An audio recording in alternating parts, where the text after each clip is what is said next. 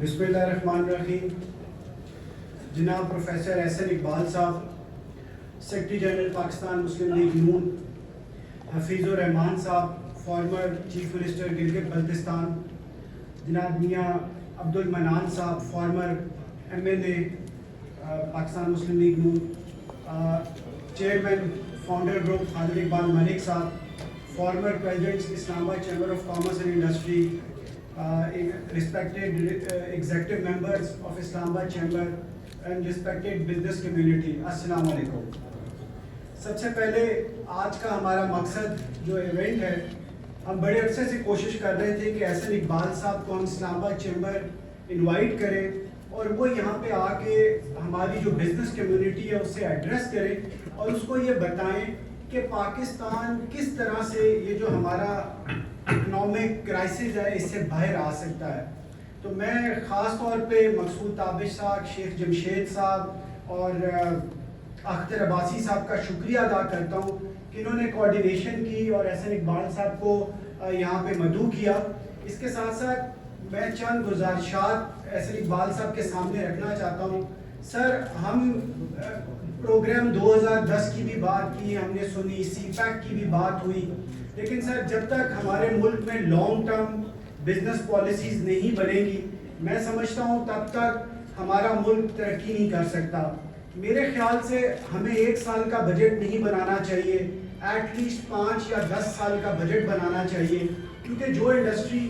آج پاکستان میں لگنی شروع ہوگی وہ ایٹ لیسٹ پروڈکشن جب اس کی شروع ہوتی ہے اس کو 3 سے 5 سال کا عرصہ لگ چکا ہوتا ہے. اور جو فیزیبلٹی آج سے 5 سال پہلے جن لوگوں نے انڈسٹریز پاکستان میں لگائیں، اس وقت مارک اپ اگر 12% تھا تو آج وہ بڑھ کے 25% ہو چکا ہے اور ان کی کسی طرح سے بھی فیزیبلٹی نہیں بنتی. اور سر میں آپ کو پوری پاکستانی جو ہماری انڈسٹریلسٹ ہیں ان کی طرف سے یہ ریکویسٹ کرنا چاہتا ہوں کہ آپ اپنے پاکستان مسلم لیگ نون کے اکنامک مینیفیسٹو میں یہ چیز ڈالیں کہ وہ انڈسٹریز جو ایکسپورٹ اورینٹڈ ہیں اور جو لارج اسکیل انڈسٹریز ہیں ان کے لیے ایک subsidise mark up interest rate ہونا چاہیے، کیونکہ اگر انڈسٹری کا پہیہ گھومے گا تو پاکستان ترقی کرے گا، ہماری ایکسپورٹس بڑھیں گی. اور یہ جو ہماری پالیسیز ہیں تو ہمیں یہ کہا جاتا ہے کہ ہم IMF پیکج میں ہیں، جس کی وجہ سے ہم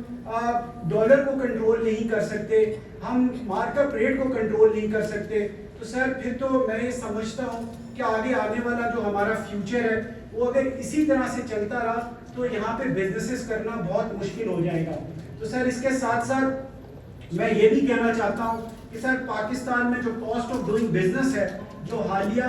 بجلی کی قیمتوں میں اضافہ ہوا ہے، اس کی وجہ سے پاکستان میں کاسٹ آف ڈوئنگ بزنس شاید اس خطے میں سب سے زیادہ ہو گیا ہے. اگر ہم انڈیا کو دیکھیں، بنگلہ دیش کو دیکھیں یا تھائی لینڈ کو دیکھیں، وہاں پہ جو کاسٹ آف ڈوئنگ بزنس ہے اس کے کمپیریٹیولی پاکستان میں کاسٹ آف ڈوئنگ بزنس بڑھتا جا رہا ہے، جس کی وجہ سے ہماری انڈسٹریز انٹرنیشنلی جو کمپیٹ کرنی چاہیے وہ نہیں کر پا رہی. تو سر ہماری آپ سے یہ گزارش ہوگی کہ آپ یہ چیز بھی اپنے اکنامک مینیفیسٹو میں ضرور لے کے آئیں. اور سر جس طرح سے جو کرنٹ اکنامک سچویشن ہے پاکستان کی، تو ہم یہ چاہتے ہیں کہ ہماری جو کرنٹ اکنامک سچویشن اور اس کا وے فارورڈ کیا ہے، تو اس کے اوپر سر آپ ضرور اظہار خیال کریں اور ہمیں بتائیں کہ ہم شارٹ ٹرم میں اور لانگ ٹرم میں ان مسائل سے کیسے نکل سکتے ہیں اور آخر کب تک پاکستان دنیا سے آئسولیٹ ہو کے رہ سکتا ہے. سر ایک طرف ہمارے ہندوستان ہے، دوسری طرف افغانستان ہے، اور افغانستان کے ساتھ بھی ہماری ٹریڈ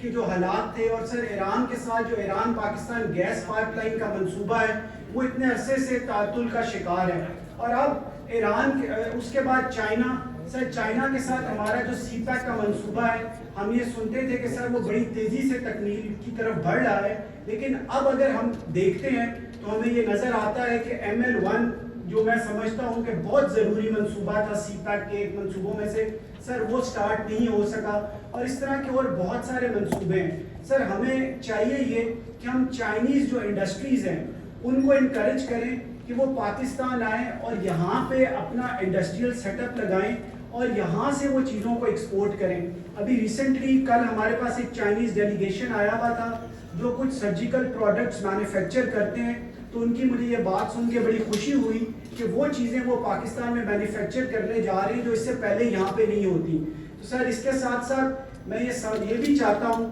کہ سر آپ کی پالیسی میں جو ہمارے اسمال ڈیمز ہیں اور جو لارج ڈیمز ہیں سر اس کے لیے بھی کوئی پالیسی ہونی چاہیے تاکہ ہم سستی بجلی حاصل کر سکیں. اس کے ساتھ ساتھ سر امپورٹ سبسٹیوشن کے اوپر بھی سر کام ہونا چاہیے, اور جو ایکسپورٹ اورینٹیڈ انڈسٹریز ہیں سر ان کے لیے جو مٹیریل ہمیں امپورٹ کرنا پڑتا ہے اور اس کے اوپر بھی بہت ساری ہمارے جو لوگ ہیں ان کو ایل سی اوپن کرنے کے مسئلے ہیں, اور اس کے علاوہ اور بہت سارے مسائل ہیں. سر اس کے ساتھ ساتھ ہم ہمیشہ یہ کہتے ہیں, ابھی میں آپ کے ساتھ چلتا ہوا آ رہا تھا تو آپ یہی کہہ رہے تھے کہ ہمارا جو کسان ہے وہ بہت خوشحال ہے, لیکن سر اس کے باوجود ہمیں 5 سے 7 بلین ڈالر کی زرعی اجناس امپورٹ کرنی پڑتی ہیں. تو سر ہم کیسا زرعی ملک ہے جس کو 5 سے 7 بلین ڈالر کی زرعی اجناس ہر سال امپورٹ کرنی پڑتی ہیں. تو سر میں یہ سمجھتا ہوں کہ جس طرح سے ابھی SIFC بنی ہے اور پاکستان آرمی بھی انٹرسٹ لے رہی ہے کہ ہماری وہ لینڈز جو بنجر پڑی ہوئی ہیں ان کو آباد کیا جائے تاکہ پاکستان کی جو پر ایکڑ ییلڈ ہے وہ بڑھ سکے. تو میں یہ سمجھتا ہوں کہ یہ بڑا اچھا انیشیٹو ہے, اور میں چاہتا ہوں کہ تمام پولیٹیکل پارٹیز اسی طریقے سے آئیں اور اپنا اکنامک مینیفیسٹو بھی دیں. اور سر ہم بڑے عرصے سے اس چیز کے لیے آواز اٹھا رہے ہیں کہ تمام پولیٹیکل پارٹیز ایک چارٹر آف اکانومی کے اوپر متفق ہو جائیں, لیکن سر انفارچونیٹلی لاسٹ ٹائم جب ہم نے یہ کیا تھا تو اس پہ آپ بھی تشریف لائے, تمام دیگر پارٹیز تشریف لائی, ایک پارٹی نے اس کا بائیکاٹ کیا تھا. لیکن سر ہم یہ چاہتے ہیں کہ پاکستان کے مفاد میں ایٹ لیسٹ تمام پولیٹیکل پارٹیز کو ایک پلیٹ فارم پہ بیٹھنا چاہیے اور جو ہماری لانگ ٹرم بزنس پالیسی ہے اس کے اوپر ایگری کرنا چاہیے. ادروائز سر ہماری آبادی تقریباً 25 کروڑ ہو چکی ہے اور ہمیں آزاد ہوئے 76 ایئرز ہو گئے ہیں, اور اگر ابھی بھی as a Pakistani, as a politicians, as a business man, as a bureaucrat ہم نے اپنی ذمہ داریوں کو نہ سمجھا تو پھر بہت دیر ہو جائے گی. سر اس کے ساتھ ساتھ سر میں یہ سمجھتا ہوں کہ جو ہماری ریجنل ٹریڈ ہے پاکستان, ایران, ٹرکی اور افغانستان, سر ہمیں ضرورت اس چیز کی ہے کہ ہم اس کو بھی ایک نیا بلاک بنائیں, اور سر اس کے اندر ہم روڈ کیا ایک کنیکٹیوٹی کریٹ کریں, ایئر لائنس کی کنیکٹیوٹی کریٹ کریں, کیونکہ میں یہ سمجھتا ہوں کہ جن ممالک نے بھی اپنی ٹریڈ کو انکریز کیا انہوں نے ریجنل ٹریڈ سے سر اس کو انکریز کیا. یورپی یونین کی ایگزامپل, آسیان کی ایگزامپل ہمارے سامنے ہے. تو سر ہم نے ECO بنائی تھی جس میں پاکستان, ایران اور ٹرکی تھا. میں سمجھتا ہوں کہ اگر اس کو ایک نئے سرے سے دوبارہ سے دیکھا جائے اور اس میں افغانستان کو بھی شامل کیا جائے اور اس کو ایک فری ٹریڈ زون بنایا جائے جس میں فریلی گڈس ٹرانسپورٹ ہوں, پاکستان سے افغانستان جائیں, افغانستان سے پاکستان جائیں. آج بھی تقریباً 400 سے 500 کنٹینر ڈیلی کا ہم لوگ افغانستان سے امپورٹ کر رہے ہیں, اور وہ کیا ہے سر, فروٹ اور ویجیٹیبلز. تو سر اس کے ساتھ ساتھ ہمارا ایک یہ بھی ہے کہ بلوچستان جو ہے وہ پاکستان کا فیوچر ہے, اور بلوچستان میں وہ کمپنیز جو آئل ایکسپلوریشن میں اور ڈرلنگ میں تھی وہ سیکیورٹی وجوہات کی بنا کی وجہ سے بہت کم ہو کے رہ گئی ہیں. تو سر ہم یہ چاہتے ہیں کہ جس طرح سے بلوچستان میں آلریڈی ایک کور وہاں پہ آرمی کی ہے, ہم سمجھتے ہیں کہ اگر بلوچستان میں آرمی کی ایک اور کور وہاں پہ لگائی جائے تو اس سے شاید لا اینڈ آرڈر اور سیکیورٹی کی سچویشن بہتر ہو جائے گی. اس کے ساتھ ساتھ سر گوادر پورٹ ہم کافی عرصے سے سن رہے تھے کہ یہ گیم چینجر ہوگا پاکستان کا, لیکن سر گوادر کے ساتھ جو ایران کی بندرگاہ ہے بندر عباس, سر وہ آپریشنل بھی ہے, وہاں پہ سب چیزیں ہو رہی ہیں, لیکن انفارچونیٹلی ہمیں یہ سمجھ نہیں آتی کہ گوادر کے ساتھ ہم تو یہ سمجھتے تھے کہ جب گوادر آپریشنل ہوگی تو پاکستان کی شاید تقدیر بدل جائے گی, لیکن وہ پورٹ بھی بن چکی ہے لیکن وہاں سے ابھی تک ٹریڈ سٹارٹ نہیں ہو رہی. تو سر آپ اس کے اوپر بھی روشنی ڈالیں کہ ایسی کیا وجوہات ہیں, کن سرکمسٹانسز میں ہماری گورنمنٹ کی پالیسیز پھنس چکی ہیں کہ ہم ابھی تک گوادر جو ہمیں انٹرنیشنلی کنیکٹ کرتی ہے ہم اس میں اتنا پیچھے رہ گئے ہیں. اس کے ساتھ ساتھ سر میں یہاں پہ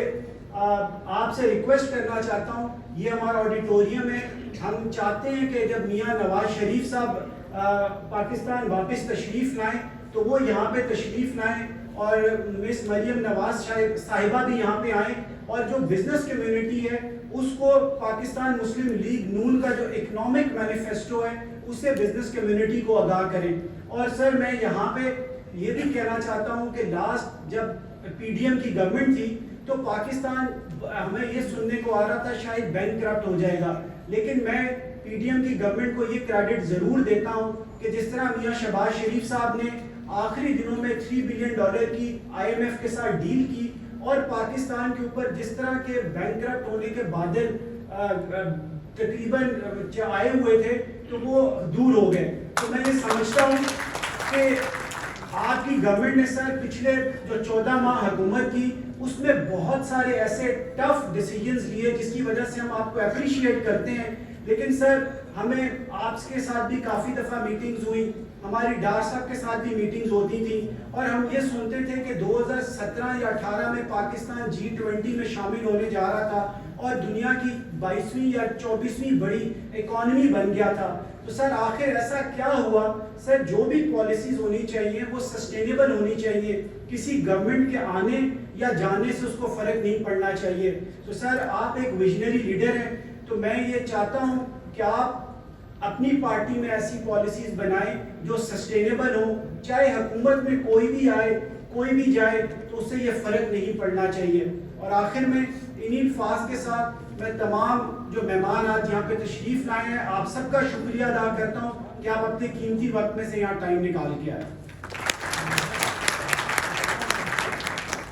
بہت بہت شکریہ جناب حسن ظفر بختیاری صاحب.